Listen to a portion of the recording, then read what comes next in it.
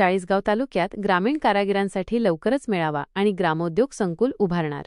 चाळीसगाव तालुका विका सहकारी ग्रामोद्योग संस्थेच्या नूतन संचालक मंडळाची पहिली मासिक बैठक आज 6 जुलै 2025 संस्थेचे चेअरमन किसनराव जोरवेकर यांच्या अध्यक्षतेखाली आणि व्हाईस चेअरमन हिम्मत निकम यांच्या प्रमुख उपस्थितीत उत्साहात पार पडली.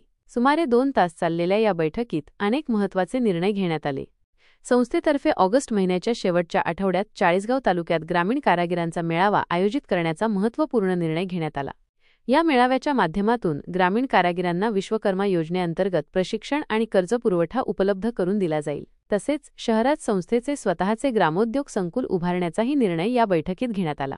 या बैठकीला संचालक संजय सोनार, शालिग्राम कुंभार, अनिल बोरसे वाघळी, संदीप चव्हाण, दिलीप पवार, दगडू ढगे, गणेश सोनवणे, टाकळी प्रचा, सौ. सुनंदा भीमराव खलाणे, सौ. संगीता कैलास मांडोळे यांच्यासह श्रीयुत भीमराव खलाणे, कैलास मांडोळे, महेंद्रसिंग सूर्यवंशी, हेमराज सूर्यवंशी, बबलू अहिरे, लक्ष्मण वाघ हे मान्यवर उपस्थित होते. बैठकीतील महत्त्वाच्या सूचनांची नोंद चेअरमन किसनराव जोरवेकर यांनी घेतली असून संस्थेच्या आणि ग्रामीण कारागिरांच्या हितासाठी या सूचनांवर तातडीने कार्यवाही केली जाईल असे त्यांनी सांगितले.